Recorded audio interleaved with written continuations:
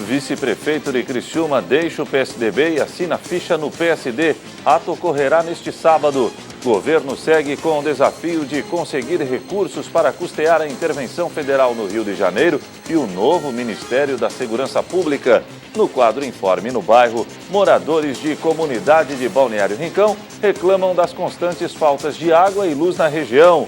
Por missão de paz da ONU, Exército Brasileiro foi homenageado. No esporte, Lucas Coelho ganha moral com gol marcado no clássico diante do Avaí. E ainda os fatos que ganharam destaque durante a semana. As notícias de Criciúma e do sul de Santa Catarina você confere a partir de agora. No ar pela TV Primavera, Informe Região.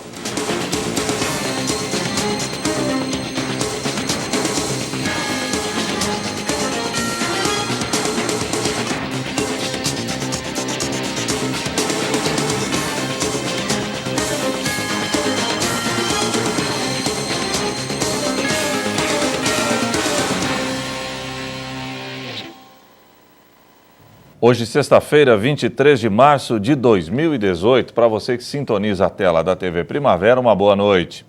A troca de partido do vice-prefeito de Criciúma, sem sombra de dúvidas, foi o fato político regional da semana. Ricardo Fabres anunciou sua saída do PSDB para migrar para o PSD. Acompanhe. Amanhã pela manhã acontecerá em Criciúma um grande evento de filiação do PSD.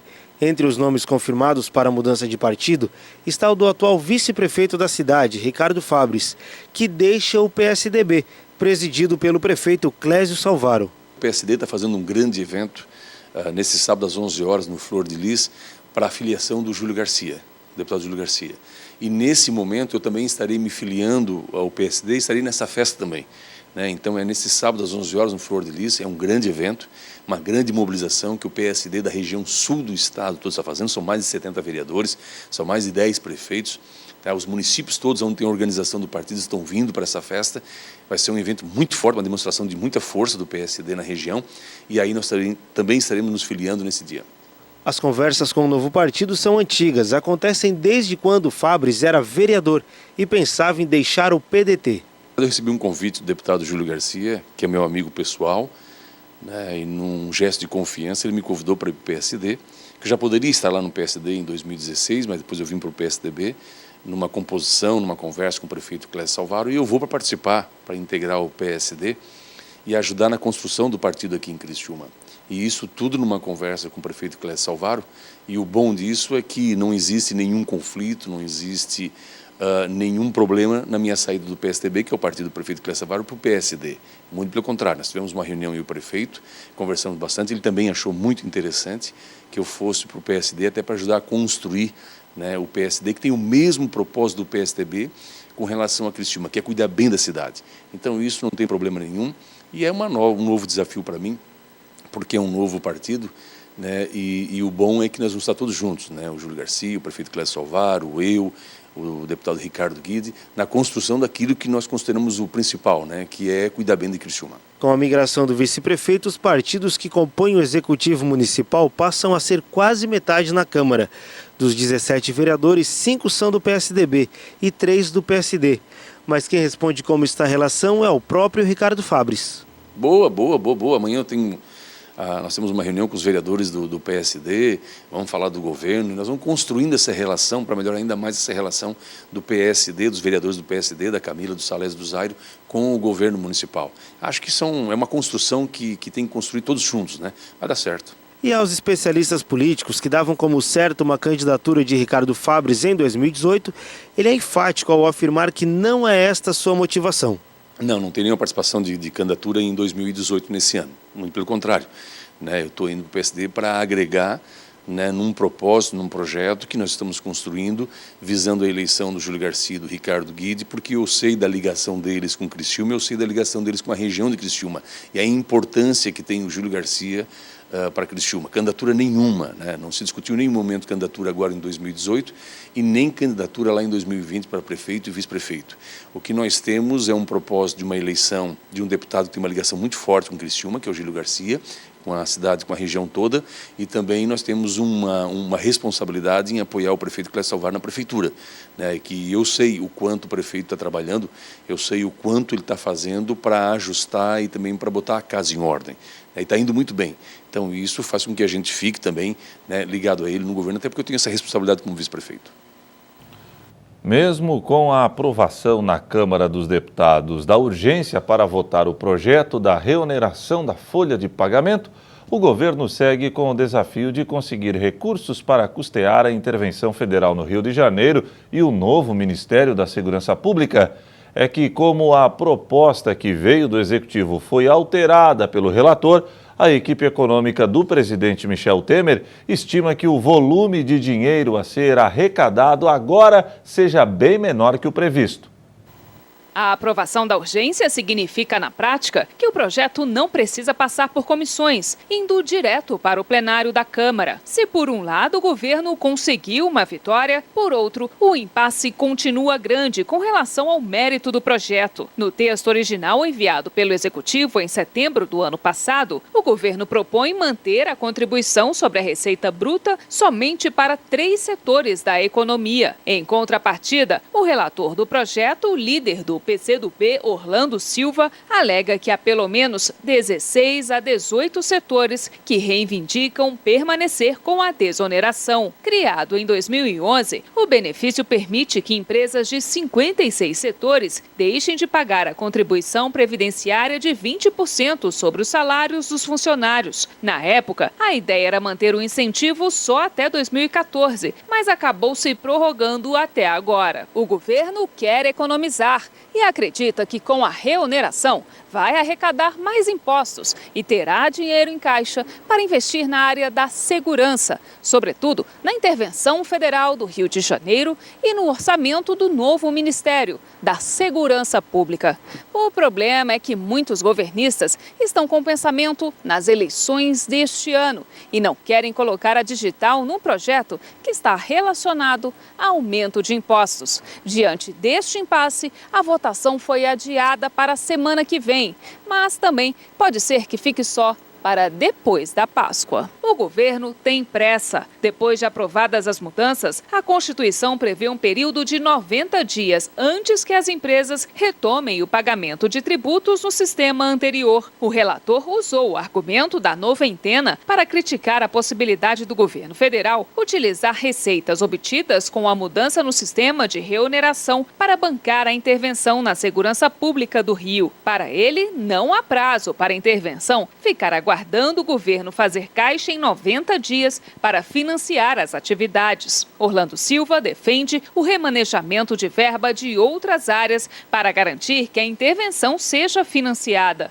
A equipe econômica do presidente Temer esperava arrecadar 8,8 bilhões de reais com a reversão da política de desoneração da folha. Mas, com a alteração da proposta, a expectativa do governo é que o volume de dinheiro a ser arrecadado agora seja bem menor que o previsto. De acordo com o ministro do Planejamento, Diogo Oliveira, o governo vai definir as possíveis fontes de recursos e de quais áreas serão remanejados os valores até esta sexta-feira. Além da reoneração, outra possibilidade é remanejar recursos de outros ministérios para custear os gastos da pasta da Segurança Pública. A despesa emergencial anunciada pelo presidente para o Rio de Janeiro será de cerca de R$1 bilhão.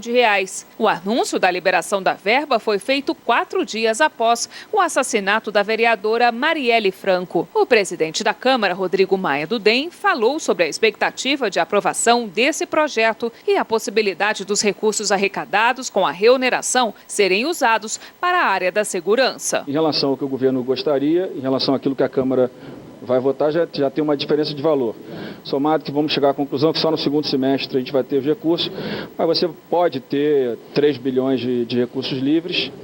Eu acho que já pode atender essa parte, já pode atender o Rio e os outros estados também. Já tem o projeto de lei do governo na Câmara, a gente pode rapidamente avançar na Câmara e depois no Senado. E aí depois o presidente, sim, tomaria a decisão da alocação de recursos na área que entender, e pelo visto será na área de segurança.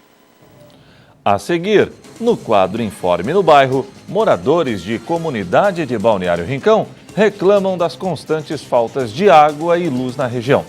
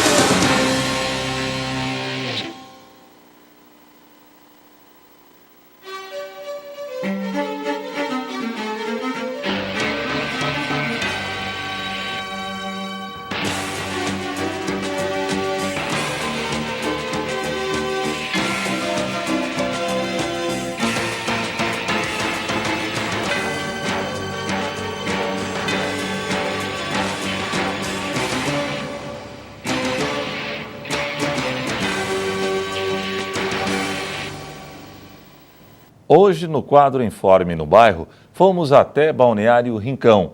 Moradores de uma das comunidades locais estão reclamando das constantes faltas de energia e água. Confira. Os moradores da rua Clóvis Cruz, localizada no bairro Mirassol, em Balneário Rincão, decidiram procurar pela reportagem da TV Primavera porque estão enfrentando um problema que se arrasta há mais de uma semana. Hoje a gente está aqui enfrentando uma situação muito difícil, tá? A Cooper Aliança tirou a nossa luz, a gente está no escuro há 10 dias. Temos um papel onde o órgão público do Balneário Rincão nos autorizou a ter luz e água. A parte do SAMAI, eles estiveram aqui, ligaram a água, fizeram uma rede, tudo legal. Agora chegou na parte elétrica, sempre a mesma alegação, que o documento é falso e que não tem valia para a Cooper Aliança. E são 10 famílias hoje aqui esperando uma resposta de um órgão público, de alguém competente que possa chegar aqui e resolver a nossa situação. Nós já corremos ao prefeito do município, ao presidente da Câmara de Vereadores, ao procurador do município, a ambiental, e todos fazem a mesma coisa. Mandam a gente para um lugar, a gente vai, manda para outro lugar, a gente vai. E tem crianças aqui, pessoas de idade, a gente não invadiu, a gente não roubou, a gente comprou, e o que a gente quer? Luz elétrica, ou que alguém tire a gente daqui, faça alguma coisa por nós. A instalação do cabeamento elétrico é realmente precária, mas os moradores afirmam que não tem nenhuma responsabilidade nisto. A coisa que mais me chamou a atenção foi a situação desses rabichos aqui fornecido pela Cooper Aliança, que hoje fez um protocolo dizendo que não tinha conhecimento, está aqui há 10 anos esses rabichos aqui, hoje eles não têm mais conhecimento.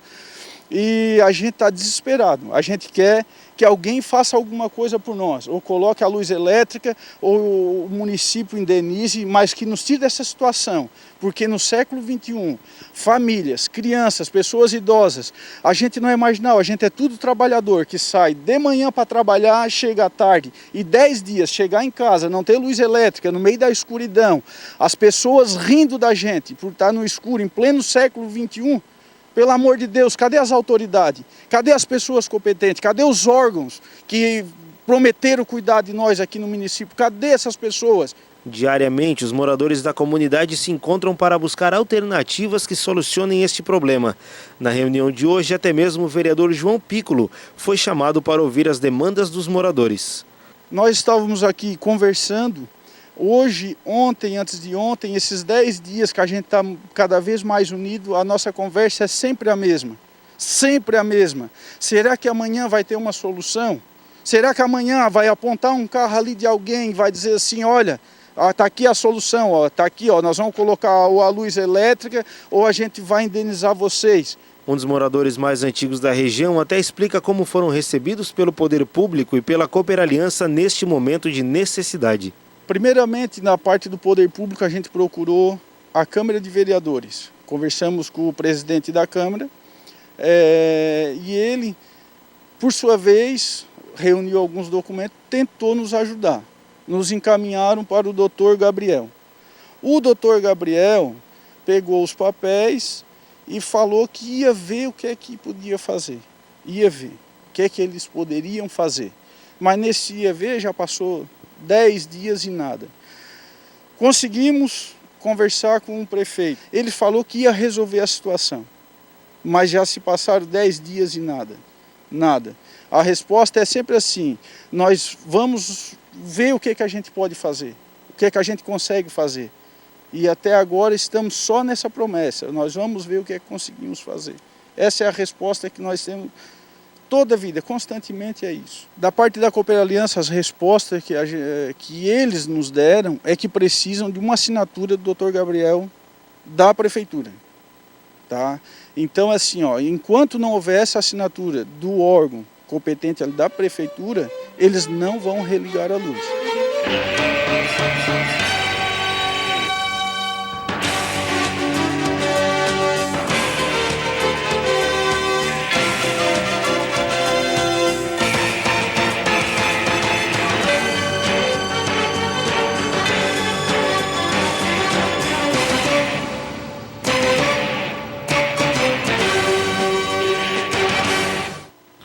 Bom, em nota, a Cooper Aliança afirmou à nossa equipe de reportagem que as residências não possuem contrato com a distribuidora e que apenas uma residência possui ligação realizada pela empresa.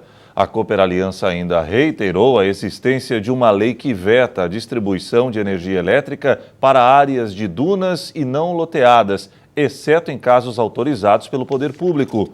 Lembrando que para participar do quadro Informe no Bairro, basta entrar em contato com a nossa produção através do telefone 3442-2012. O nosso e-mail é jornalismo@tvprimavera.com e o nosso WhatsApp 985056342. O Exército Brasileiro recebeu uma homenagem da Assembleia Legislativa do Estado de São Paulo. Alguns soldados que participaram da missão da ONU, a MINUSTAH, estavam na solenidade. A homenagem foi uma iniciativa do deputado estadual André Soares aos 37.500 soldados brasileiros que participaram da missão das Nações Unidas no Haiti. Foram 13 anos, de 2004 a 2017. Além de levar ajuda humanitária, como atendimento médico e distribuição de alimentos, os soldados ajudaram a reconstruir os estragos do país. Nós tínhamos uma missão nossa bem identificada em 3 verbos. Cooperar com a estabilização do Haiti. Cooperamos com a estabilização. O outro era contribuir com ações humanitárias e ações de engenharia para que aquele povo se reestruturasse. E a outra era combater forças ilegais que estavam tumultuando o processo de estabilização. Então nós cooperamos, contribuímos e combatemos. O general do Exército, João Camilo Pires de Campos, comandante militar do Sudeste, recebeu do deputado André Soares esta placa que homenageia e reconhece o trabalho desempenhado pelos soldados brasileiros na missão de paz.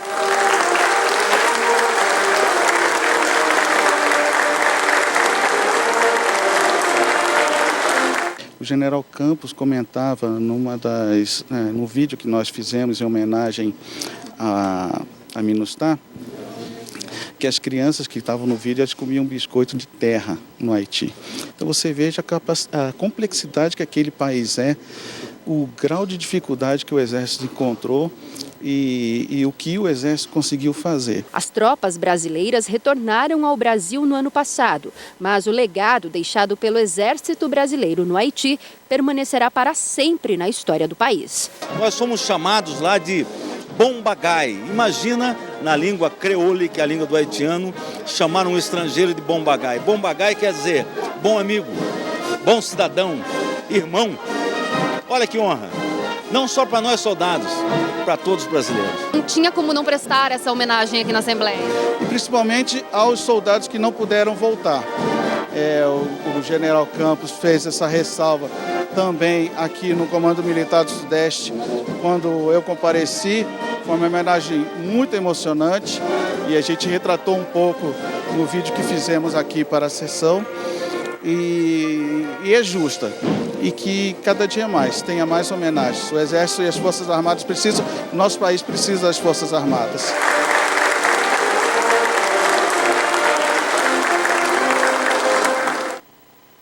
A seguir, Lucas Coelho ganha moral com o gol marcado no clássico diante do Avaí.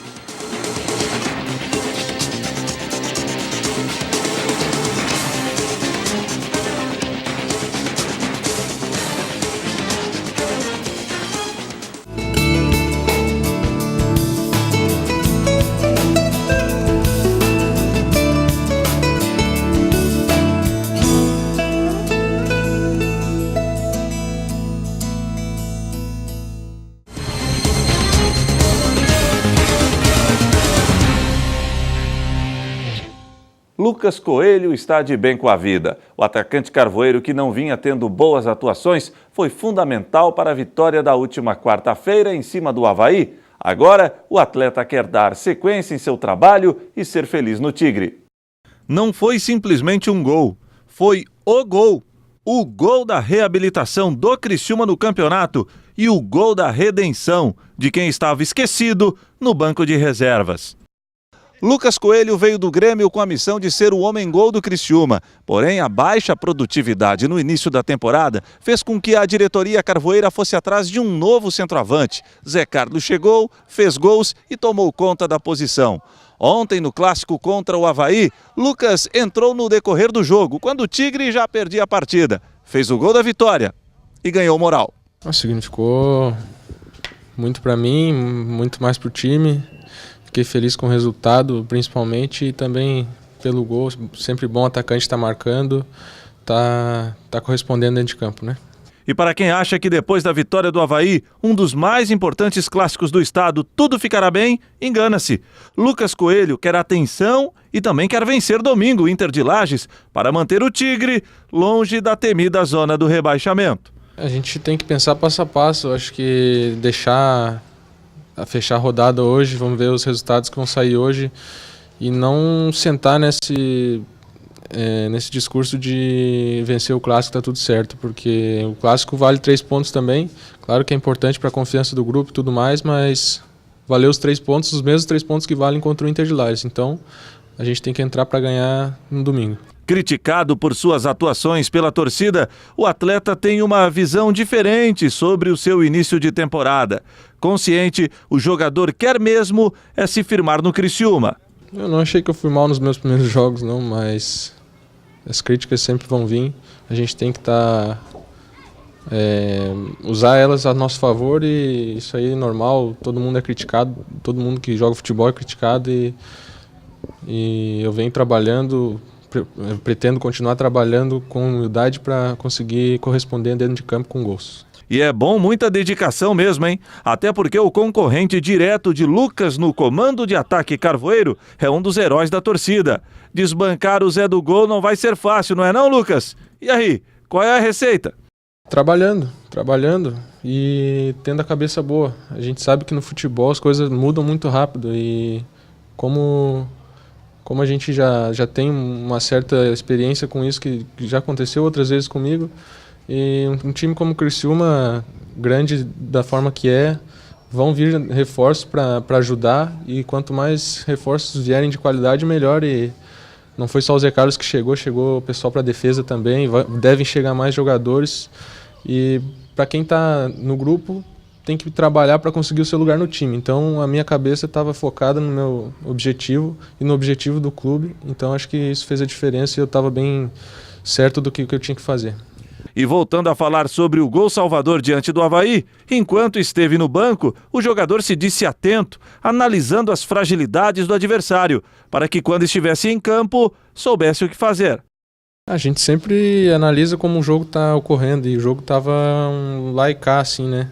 A gente estava conseguindo atacar, ele saiu no contra-ataque, por já estar 1-0 também, eles recuaram um pouco. Então, nós centroavantes ali temos que estar dentro da área e estar atento para quando a bola estiver ali perto para conseguir finalizar bem. E foi o que aconteceu. O João pegou uma bola pela esquerda lá, 2 na verdade, né? E saíram 2 gols. Então, tava o Wallace estava atento, o André também estava atento no primeiro gol, depois o João conseguiu achar bem as 2 bolas, então a gente vinha em alguns jogos criando e não estava fazendo, e ontem a gente conseguiu transformar as oportunidades que tivemos em gols. E para fechar o Informe Região desta sexta-feira, vamos conferir, como de praxe, as notícias que ganharam destaque durante a semana na região sul de Santa Catarina. Segunda-feira, Câmara de Vereadores de Criciúma está próxima de finalmente ter sua sede própria. Haja vista a localização, que fica próximo do Judiciário, fica próximo do Executivo, tem um grande estacionamento, tem passagem de ônibus, ficaria muito mais acessível para a população. Casa de Repouso Bom Jesus realiza ação solidária para beneficiar idosos hospedados na instituição. E muitos sentem falta disso, né, de quando eram ativos na sociedade, até na sua própria igreja, seja qual for. Então a gente queria fazer uma espécie de uma celebração ou de um resgate. Eles gostam muito de música, então se a gente conseguisse alguém para vir tocar e para fazer, né, uma oração, de repente, assim, uma confraternização e um café. A gente gostaria de fazer uma refeição diferente. Terça-feira, Alex Michels, presidente da Câmara de Vereadores de Içara, assumiu a prefeitura do município por 15 dias. Foi uma surpresa para mim, até porque entrei como vereador nessa gestão e também já tive a grata surpresa de ser escolhido pelo PSD, de ser o presidente da Câmara durante esses 2 primeiros anos.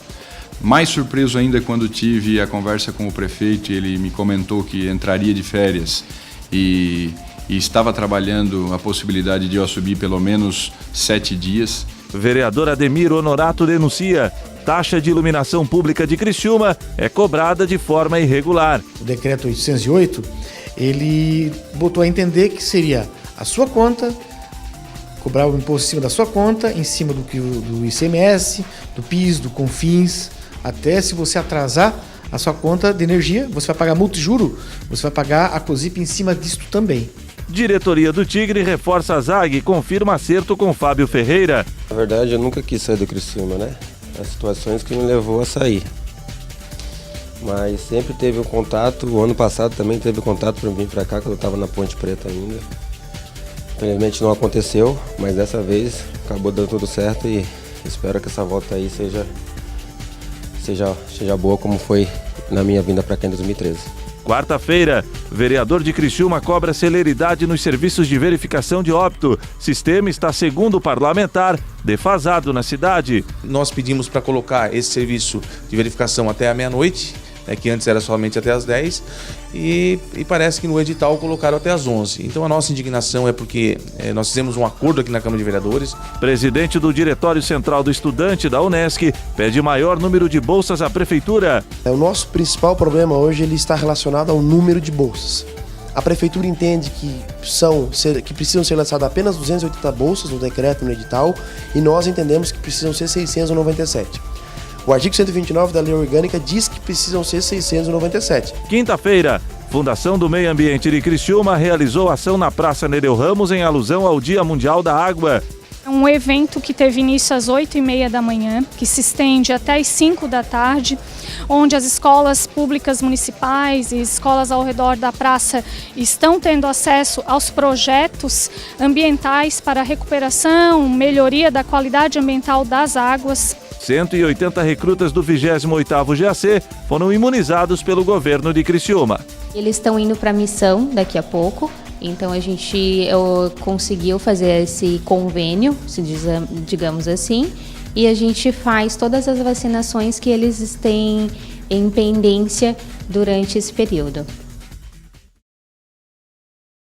E o Informe Região desta sexta-feira fica por aqui. Obrigado pela audiência e até amanhã, 15 para o meio-dia, no Boletim Primavera, se Deus assim permitir. Boa noite.